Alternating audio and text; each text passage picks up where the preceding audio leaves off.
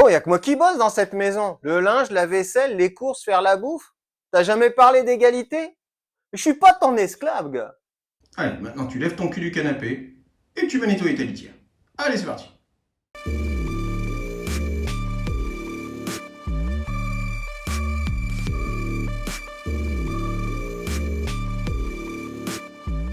Bonjour, l'égalité est la valeur fondatrice de la modernité, mais elle ne va pas, évidemment, sans poser problème. Non, mais ça pourrait pas être simple pour une fois. C'est juste une fois, quoi. Comme ça. Voilà. Le problème fondamental n'est autre que son inexistence. Ce qui se manifeste partout et tout le temps, c'est de la différence, de l'individualité, rien n'étant à la semblance de quoi que ce soit, et tout se distinguant systématiquement du reste. L'individualité est la loi du monde. La comparaison de deux feuilles d'un même arbre suffit pour constater qu'il n'existe pas dans le monde deux êtres identiques. J'ai toujours su que j'étais un original, évidemment. L'égalité n'est donc qu'une création de l'esprit qui, en tant que tel, trouve sa détermination dans la définition que l'on veut bien en donner. C'est ainsi que chez les Grecs, l'égalité est une notion excluante, scindant le corps des citoyens qui sont égaux entre eux de tout le reste de la cité, les femmes, les enfants, les esclaves, leur octroyant des droits spécifiques et un statut particulier qui les distingue par leur partage du pouvoir. Car l'égalité est alors isonomie, égalité des citoyens devant la loi, égalité dans le partage de la capacité à faire la loi. L'égalité, ainsi entendue, garantit la liberté par le fait que nul ne dispose en propre du pouvoir, ce dernier étant à égale distance de chacun. En tant que personne ne décide seul, mais que le pouvoir soit disponible également pour tous, c'est l'idée de maître qui disparaît et l'apparition du règne de la liberté politique. C'est quand même vachement pratique la démocratie quand les droits sont réservés juste à quelques-uns. C'est pratique, hein, ça simplifie les débats. La modernité, elle, se présente comme une redéfinition radicale de l'égalité. L'égalité n'est plus un principe excluant, mais une réalité universelle fondée en nature, ayant pour conséquence que tous doivent absolument être traités et considérés en égaux. Ce renversement s'explique par une transformation de notre conception du monde, devenu un univers infini, supprimant toute forme de hiérarchie cosmologique servant jusque-là de support à la différenciation. La Terre n'est plus une planète privilégiée et centre d'un système, elle-même d'ailleurs hiérarchisée dans sa structure, mais un astre mobile parmi tant d'autres, errant dans un univers sans bornes qui supprime alors toute possibilité de poser un centre ou de considérer une planète comme plus valable qu'une autre. Pour Giordano Bruno, il n'y a pas de raison de penser qu'il n'y ait pas de vie sur d'autres planètes. Alors attention, peut-être que les extraterrestres écoutent nos pensées. Hein, voilà, faut se protéger. La nature ne faisant pas de distinction de principe, toute hiérarchie est donc une production artificielle et arbitraire, née de conventions iniques et perpétuée par une aliénation transformant les citoyens en sujets dociles. La force a fait les premiers esclaves, leur lâcheté les a perpétués. L'inégalité, injuste par nature, se doit d'être dévoilée, dénoncée et révoquée partout où elle se trouve et se manifeste, ce qui s'incarne concrètement dans la lutte contre toute forme de privilège, droit privé, devant être remplacé par des droits publics et collectifs partagés par tous les individus, sans distinction. Et c'est là qu'au nom de l'égalité, le chat te vire du canapé. Voilà, il n'y a pas de raison que tu aies un privilège. Le canapé, c'est pour tout le monde. Félin, félon. L'égalité universelle n'est toutefois pas sans un certain nombre de critiques. Thomas Hobbes en fait la cause fondamentale de la misère humaine, condamnant les individus à troquer leurs droits et leur liberté pour la sécurité. En effet, en possédant une égale chance de domination, nul n'est jamais le plus fort. Les hommes créent un monde naturel instable et violent dont la seule issue passe par la création du pouvoir artificiel de l'État. Mais l'élément fondamental est souligné. L'égalité n'est plus chez les modernes une source de liberté. Les deux valeurs semblent s'exclure mutuellement et se chasser. Telle est l'analyse de Tocqueville qui décrit deux passions contradictoires. Une passion pour la liberté poussant à la distinction, à la différence, à l'individualité, et une passion pour l'égalité, pressant vers une suppression de tout ce qui sépare et individualise. On en parle du pass sanitaire, hein, de la citoyenneté pendant ce temps-là? Moi, je me suis fait piquer, alors il n'y a pas de raison que les autres ils le fassent pas. Voilà, c'est comme ça. Et c'est là qu'en fait disparaissent les libertés publiques au nom de l'égalité. Toute distinction étant considérée comme un privilège, l'homme moderne se prend à haïr tout ce qui le distingue de son autre, cherchant finalement une réduction de la liberté de tous pour garantir l'identité la plus complète. Les peuples démocratiques veulent l'égalité dans la liberté et s'ils ne peuvent l'obtenir, ils la veulent encore dans l'esclavage. Ils souffriront la pauvreté, l'asservissement, la barbarie, mais ils ne souffriront pas l'aristocratie. Tel est donc le problème que rencontre Condorcet quand il en vient à imaginer un système scolaire. Toute inégalité est inadmissible et il est du devoir de l'État de garantir les conditions d'accès à l'école afin d'égaliser les réussites sociales et donner également à tous même connaissances et savoir pour devenir pareillement citoyens. D'ailleurs, pour ce faire, il ne s'agit pas seulement de donner un droit égal aux individus, car posséder un droit n'est pas la garantie que l'on en jouisse réellement. Vainement aura-t-on déclaré que les hommes ont les mêmes droits, vainement les lois auraient-elles respecté ce premier principe de justice éternelle si l'inégalité dans les facultés morales empêchait le plus grand nombre de jouir de ces droits dans toute leur étendue. C'est beau d'avoir le droit d'aller à l'école, hein, qu'on ait tous le même droit, mais si l'école elle est à 500 kilomètres de chez toi, que tu sais même pas en fait que l'école existe et qu'en plus tu sais même pas à quoi elle sert, bah l'égalité de droit ça te fait une belle jambe. Je pense que ça va pas changer grand-chose. Condorcet reconnaît donc le besoin fondamental de lutter contre les inégalités réelles qui créent des empêchements concrets et provoquent un accès différencié à l'école.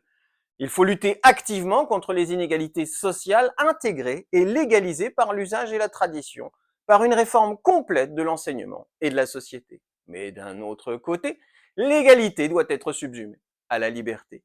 La pure et simple égalisation n'est pas seulement impossible, mais surtout une source de violence faite à chacun qui voit son identité spécifique niée et détruite.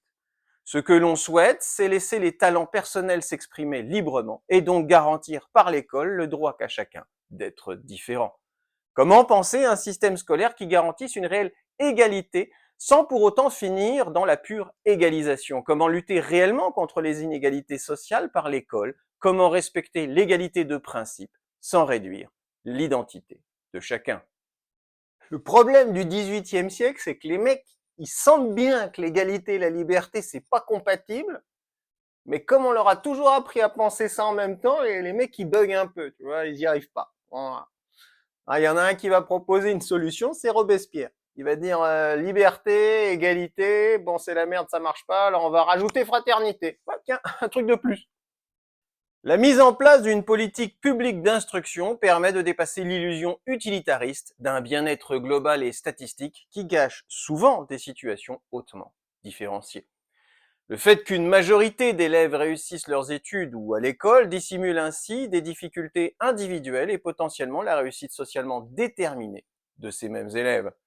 Les différences économiques, culturelles ou encore de sexe peuvent ainsi handicaper la réussite scolaire et même gêner l'accès à l'instruction, favorisant alors la simple reproduction sociale qui est dommageable pour l'ensemble du corps. En effet, les grands génies sont un patrimoine de la société permettant son progrès et son évolution. Ne pas donner à tous les moyens de s'instruire, c'est perdre des talents cachés dans la fange de la pauvreté. En fait, Condorcet, c'est un peu comme Ratatouille. Voilà. Hein, dedans, il y a Gusto qui dit tout le monde peut faire la cuisine. Ben, c'est exactement ce que dit Condorcet d'une certaine manière. Voilà, il y a des génies partout. Voilà, tout le monde peut le faire. Encore faut-il bien évidemment les trouver et qu'ils aient été formés.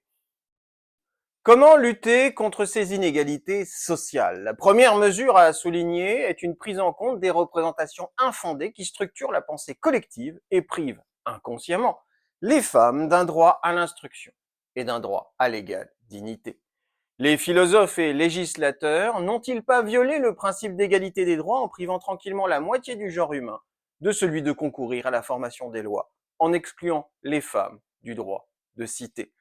Reconnaissant une inégalité de nature échappant à la plupart de ses contemporains, Condorcet défend les droits politiques de ses concitoyennes, mais aussi leurs droits sociaux, en reconnaissant le droit fondamental à l'instruction. L'école de Condorcet sera une école ouverte à tous les sexes, et même mixte. Puisque l'instruction doit être généralement la même, l'enseignement doit être commun et confié à un même maître, qui puisse être choisi indifféremment dans l'un ou l'autre sexe. Pourquoi faire des classes mixtes? C'est une bonne question, ça. Imagine si on sépare les filles et les garçons, on pourrait par exemple donner les bons profs en fait aux garçons et les mauvais aux filles. Non, mais on fera jamais ça, on n'a pas fait ça, c'est pas possible. Non, c'est pas possible. La seconde mesure est celle de la gratuité. Le coût de l'instruction détermine évidemment qui y a accès et limite drastiquement l'entrée à l'école des classes populaires et surtout aux plus pauvres d'entre elles. Le système scolaire est donc à la charge de l'État et non des familles, tant le bénéfice, comme nous l'avons souligné, est global. En tant que la société profite de l'instruction de ses enfants qui y développent savoir, jugement, morale, conscience politique, il n'est que justice que l'État paye pour ce faire. Une telle décision a l'avantage d'égaliser la charge générale du coût de l'instruction, évitant aux familles trop nombreuses de devoir payer elles-mêmes et faire un choix dans l'instruction de leurs enfants. On sait que c'est une des stratégies qui existent chez les familles défavorisées. Voilà. Ils misent tout sur un enfant. Voilà, et les autres, ils les laissent dépérir. Parce qu'ils peuvent pas s'occuper de tout le monde, donc ils font un choix. Les gars, c'est un pari, en fait. Ils ont fait all-in. Là, le coup de poker. Une telle mesure est aussi une protection des familles contre les charlatans. En effet, tant que les familles doivent trouver un enseignant par eux-mêmes et payer seuls les frais, elles ne sont pas à l'abri d'être manipulées par quelqu'un se vantant de pouvoir enseigner pour leur soutirer de l'argent. L'appointement des enseignants par l'État garantit donc un égal accès à l'école, une égale qualité de l'instruction et un maillage plus égalitaire sur le territoire qui n'est plus déterminé par l'opulence hasardeuse des régions et des villes. La gratuité dans tous les degrés d'instruction étend ses avantages sur un bien plus grand nombre d'individus qu'on ne le croirait au premier coup d'œil, car ces exemples, assez rares autrefois, deviennent communs par l'effet de l'égalité républicaine. Bon, techniquement, la question de la gratuité reste quand même posée. Parce qu'au-delà du fait qu'il faut payer les fournitures scolaires, la vraie question, c'est la différence entre les régions. Parce que maintenant, certains départements ou certaines régions payent les manuels scolaires. Et il y a des régions, les régions les plus riches les payent entièrement. Voilà. Donc c'est pas pareil. La dernière des mesures n'est autre que celle de la formation continue. L'instruction ne saurait se limiter dans le temps à la simple jeunesse, considérant le sujet définitivement dépositaire des savoirs. Condorcet, en tant que partisan du progrès, souligne le problème de l'évolution des connaissances, des techniques et de la société comme un élément justifiant une continuelle mise à jour des connaissances de chacun. Ce que nous pourrions nommer une instruction populaire demande alors une réforme fondamentale de la société qui se dirige malheureusement vers l'abrutissement général de chacun par le travail mécanique. À mesure que les manufactures se perfectionnent, leurs opérations se divisent de plus en plus ou tendent à ne charger chaque individu que d'un travail purement mécanique. Ainsi, le perfectionnement des arts deviendrait, pour une partie de l'espèce humaine, une cause de stupidité. On est en 1793. On dirait déjà du Marx dans le texte. On peut dire ce qu'on veut, mais au moment de la Révolution, les mecs qui avaient un bouillonnement intellectuel, ils avaient pas mal d'avance quand même. Ils étaient en avance. L'instruction ne peut donc être efficace et effective sans une pensée de l'organisation sociale et du travail. L'école, en tant qu'elle est une part fondamentale de la société, exige donc, selon Condorcet, pour parvenir à ses fins, de modifier l'économie. La pensée de l'école et l'organisation productive sont désormais inséparables. La justification de Condorcet est à la fois politique et économique. L'école est là pour instruire et non pas pour former à un métier. Mais quiconque est ignorant des dernières découvertes scientifiques ne sera en aucune façon capable de s'adapter aux transformations nécessaires qui viendront toucher son emploi. De plus, comme toute transformation scientifique influence des changements sociaux et politiques, les citoyens doivent être instruits de l'actualité de la recherche et du savoir pour juger des changements politiques qui adviendront. Si ton travail te laisse pas le temps que ton travail t'abrutit, bah, comment est-ce que tu vas te former au vrai débat de société, au vrai débat intellectuel? Comment tu vas être capable de participer au débat public? C'est pas possible. Bon, on a trouvé un truc. Maintenant, il n'y a plus de débat public, c'est plus simple. Voilà. Comme ça, vous n'avez pas besoin de se former. Mais en quoi pourrait bien consister une égalité d'instruction? Faut-il que l'école fournisse à tous les mêmes contenus? Cette instruction absolument identique est-elle suffisante pour produire des individus égaux? Sont-ils d'ailleurs traités alors à égalité? Il est impossible qu'une instruction, même égale, n'augmente pas la supériorité de ce que la nature a favorisé d'une organisation plus heureuse. Que l'on considère comme Condorcet qu'il existe des dons et talents spécifiques chez chacun, ou au contraire, comme Bourdieu, que les individus sont dépositaires d'un capital culturel permettant la forme d'un habitus incorporé, le résultat d'une instruction identique sera le même. Ceux qui possèdent déjà les moyens intellectuels de comprendre précéderont toujours ceux qui ne les possèdent pas. L'écart n'est jamais compensé. C'est le problème des politiques publiques égalitaristes, c'est-à-dire qui tentent de former ou d'utiliser l'école pour compenser les différences culturelles entre les pauvres et les riches.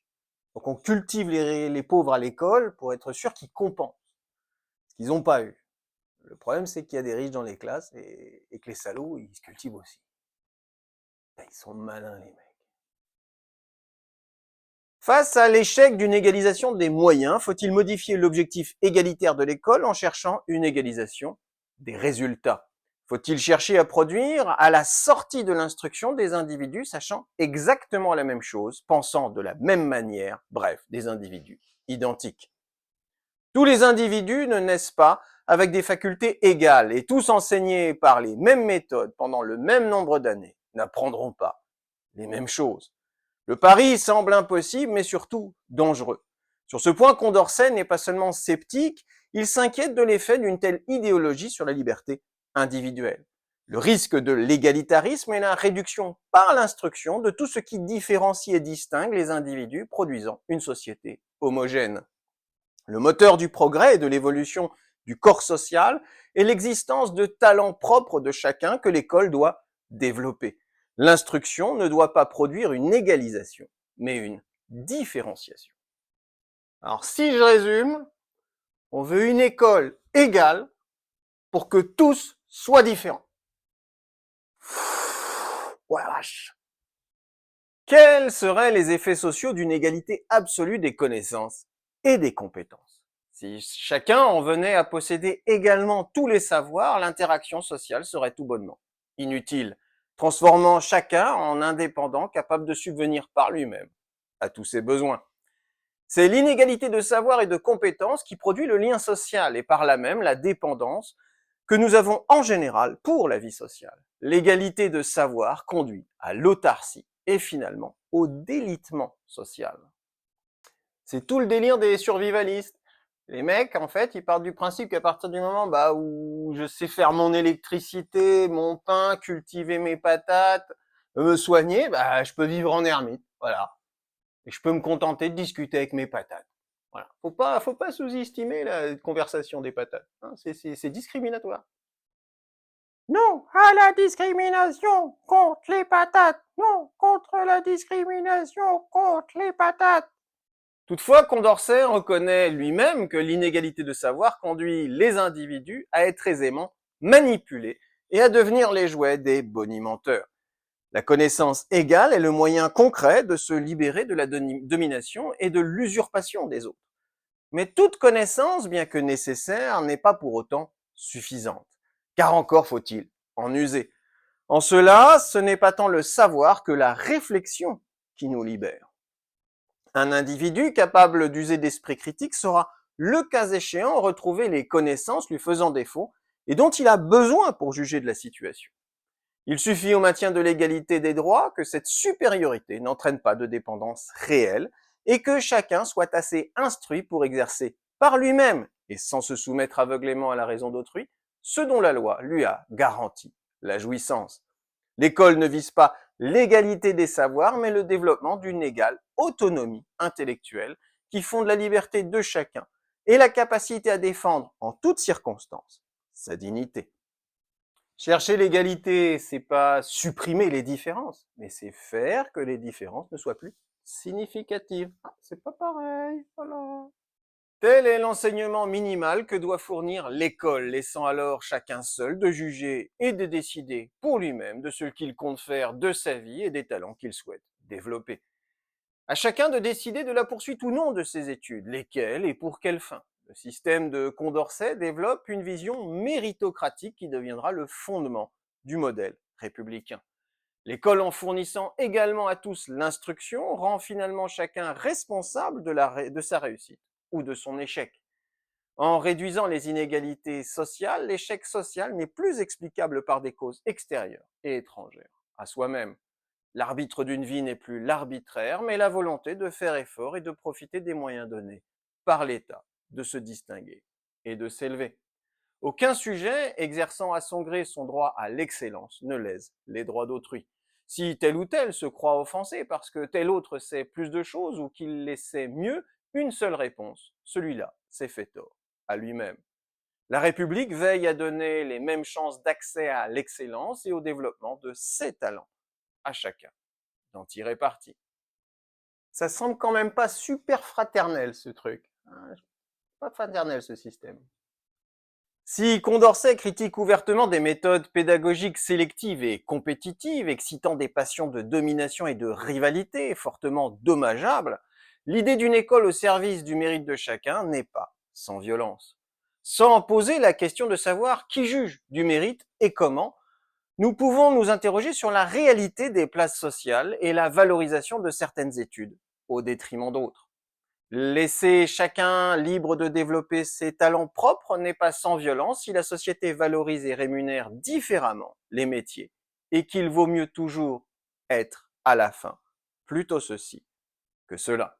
Moralité, l'égalisation du système scolaire permet de remettre en cause une certaine violence sociale et peut très bien être au service de la liberté de chacun. Mais paradoxalement, démocratiser l'enseignement n'est pas sans risque d'augmenter en même temps la compétition sociale.